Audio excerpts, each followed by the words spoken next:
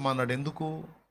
నా శరీరంతో నేను ఏమైనా చేసుకుంటానండి, దేవునికేం అని నువ్వు అంటావని ఆయనకు తెలుసు. ఆయన ఏం చెప్తున్నాడంటే, నీ శరీరం నీకు ఇచ్చిందేరా, కానీ దాని ఆరోగ్యాన్ని కాపాడాల్సిన బాధ్యత నీదే. కొంతమంది, నేను మందు తాగట్లేదు, సిగరెట్ తాగట్లేదు, వ్యభిచారం చేయట్లేదు, నేను గుట్కాలు కైనీలు తింటలేదు, నేను ఇవేవి చేయటం లేదు, కాకపోతే టయానికి తిండి తింటలేదు అంటావా? అది కూడా కేసే. నీకు తెలుసా, అది కూడా తప్పే.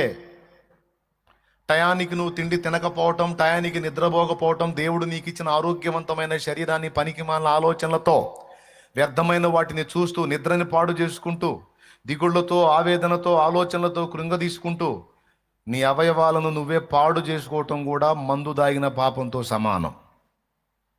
ఇది రాసుకో, మర్చిపోతావు మళ్ళీ. ఇదేముంది, నేను మందు తాగట్లా, సిగరెట్లు తాగట్లా, బీడీలు తాగట్లా, గుట్కాలు తింటలా, సొట్టలు తాగట్లా, వ్యభిచారాలు చేయట్లా, కాకపోతే వైనం తైనం లేకుండా ఉపవాసాలు ఉంటున్నాను అంటే కేసే అది.